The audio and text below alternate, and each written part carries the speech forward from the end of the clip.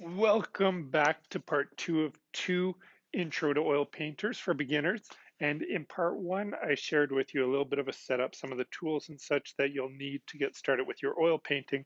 And in this part, I would like to do a little bit of a demonstration and give you one way of starting an oil painting. Of course, there's various ways that you can start your oil painting, but I'm going to show you what's probably a more traditional, more common method used that's going to help you get used to the oil and also get into it without making a big mess. Because for those of you who are coming from a background with acrylic paint, you're probably used to just like starting to put things on, whereas with oil painting, you have to be a bit more strategic because you have to contend with whatever's there for at least a few days until it dries, which again can be a good thing if you learn how to strategize and you sort of get comfortable with the medium. So I'm going to give a little bit of a demo and hopefully that can get you going. And of course, again, if you have any questions, please just leave them in the comments. Now for this video, I'm going to be working on a birch panel. I do have another video that explores the various options for painting because depending on sort of archival quality and economy, there's a whole range of possibilities. And of course, ability to transport, roll up, etc. So with this painting, I'm going to be using quite a bit of rags. As oil painters, we do use a lot of rags. Just be mindful that if rags are stored in a place without a lot of oxygen and a lot of heat, they can combust.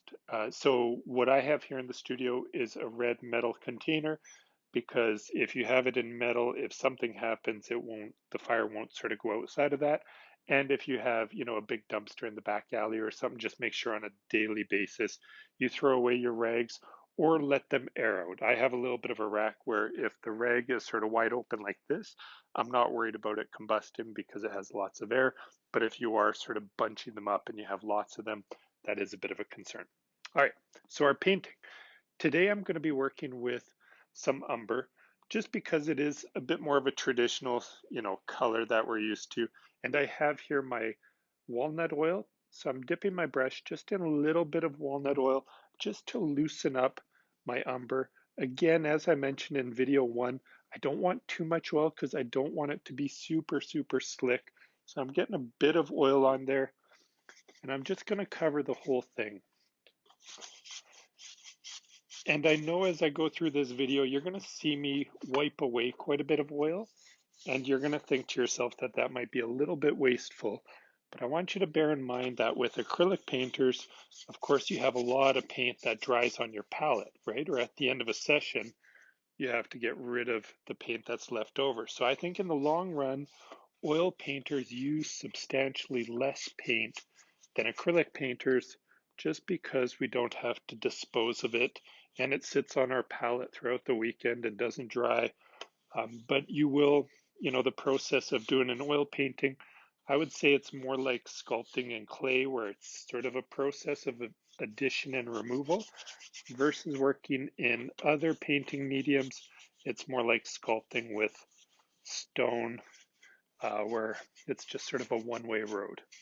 And I like this process because I'm very much a reactionary artist. So I like to sort of make an assessment of it, go back and forth, see what can happen. I don't always have a clear idea of what the outcome's going to look like. I mean, I have a little bit of a sense of what I want to paint, but I don't really have a sense of what it's going to look like. I like to just sort of explore all those possibilities, but certainly have some parameters and some objectives set up before I go into the painting.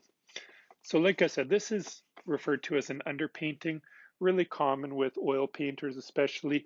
And what it does is it just takes away from the brightness of the white and it gives you something a bit more neutral. So with that, I'm going to use the umber, and this might be good for a still life or a portrait, something like that. But if I were doing a landscape, maybe I'd want to use an ochre or a sienna or something that's going to be a little bit closer to the palette that's in front of me. I've even, gone as far as used cadmium reds if I wanted something really vibrant as sort of an underpainting. Your underpainting is going to be the common thread. So it's going to be the color that sort of shows up everywhere.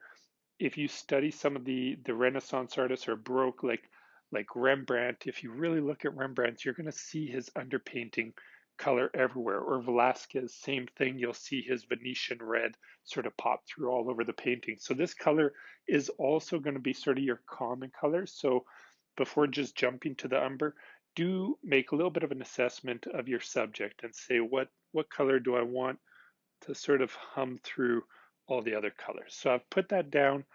I burnished it a little bit so it's neutral. If we're talking about a value scale, it's about a 5, so it's not dark, it's not light. And then from there, I've just reduced myself to a smaller brush that I'm going to do the drawing with. I did start off with a really big brush. I know from working with hundreds of students over the years, the one thing that we all fight against is getting into detail too quickly. So with that, I'm going to always encourage students to start with large brushes. And even for myself, I have to tell myself, go for the big brush right away. So I'm going to be able to knock in a little bit of a drawing here.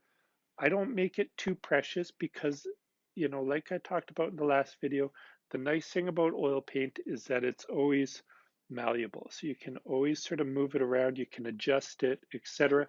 But I do want to get my proportions. I want to get my general structure in there. So I'm just going to do some sort of a cylinder for the sake of this demo. It also gives you a little bit of a sense of how to structure in your ellipses, etc. And so you can see my brushwork. It's a little bit sloppy. I'm not too concerned about that because I'll have lots of opportunity when I add color, when I add everything else to sort of refine all that. So I'm going to go in, get my shape, get my drawing in. And for the sake of this demo, I'm not going to go too crazy with it. Just give you the general essence. Because if you were doing a portrait, for example, this stage you'll probably spend a lot more time on because you want to be able to trust your mapping, etc. I believe with art making, it's always a lot better just to give ourselves one task at a time, because if I give myself one task, I'm probably going to do it better. So with this task, its scale, its proportion, its composition, its, foreground, background, all that stuff. Now I'm going to move forward with my next objective, which is value. So dark to light. And then my third objective is going to be color. So I'm going back to my big brush, and you can see proportionately this brush is quite huge. I think it's a number 14 compared to my surface, and I'm okay with that because I'm just blocking in at this point. So I'm going to sort of go for my shadows. Maybe there's lights coming from there, so a little bit of a cast shadow here. Then it goes lighter. Right, so a little bit of a cylinder. So there's my shadows, just sort of blocked them in. You can spend a bit more time with getting your gradation there if you want. And then my highlights, what I'm going to do is I'm going to start off with my rag. And there are some people who get into Q-tips and different ways of removing it. But I'm just going to use my rag. And so you can see this is where the process of removing comes in. So now I can start to, create some volume to get some light to dark, move around the whole thing. And you can see I'm able to get it almost down to the white gesso of my panel. Maybe get a little bit of background. Right, so I'm starting to open up my values here just in the first few minutes because a lot of the decision making happens here. So I don't want to invest a ton of time in getting into detail in the first 10-15 minutes because I need to make some of those big decisions around composition and form and stuff. Because if you're doing a portrait and you make someone's nose too long, that's going to come back and bite you in a few hours. So I just cleaned off my brush here and I dipped in a little bit of oil. Now I referred to solvents before as being, turpentine, mineral spirits, etc. But in fact, oils are a type of solvent, as are citruses, etc. So with a clean brush in the walnut oil, I can sort of use it to lift even more. If I want more extreme highlights, I can do something like that. So I just loosened it. And now if I come back to my rag, it will lift right back to the white of the gesso pretty much. So you can see I've brought it to an even brighter level than what I had when I was just burnishing with my rag. So you can see I can go back and forth and I can get all sorts of gradations. that are based on different degrees of opacity and transparency. What I don't want to do at this point is add white because, especially with the umber, these colors just look beautiful, just thin. And that's one of the beauties with oil paint. Once I add white, they're going to get sort of frosty and a little bit ugly. So I want to be able to push this process as far as I can. So now that it's still wet, I can work into it if I want, but it's going to pick up quite a bit of that umber. So again, you can sort of make your decision whether that's something that you can live with or not, or you can let this dry and think of this as sort of your mapping that you'll be able to go over top of with color. I usually let this stage dry and potentially, I'm working on 3 or 4 other pieces, so I'm not, literally sitting here waiting for paint to dry, or you can go into it. Some artists like to go into it right away because again, you pick up some of that shadow color. So I'm just adding, a little bit of what might be the local color to this cylinder. So you can see as I go there, it's picking up that umber and it's consequently getting darker. And then if I move that same color over to the light area, there's no umber there, so it's going to go on a little bit lighter. And I just chose this color arbitrarily because it was on my palette already.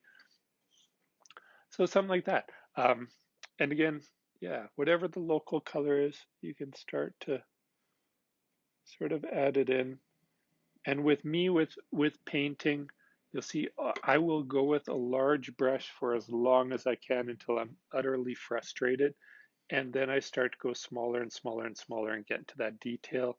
So I give myself a lot of time. I don't expect really good results right off the bat, but I am very mindful of composition, form, proportion, and light and shadow patterns before I jump into the color and before I start to reduce my size of brush. Thank you for watching. And again, if you have any questions about process, please send me, well, I guess leave a comment at the bottom here. And with that, enjoy oil painting.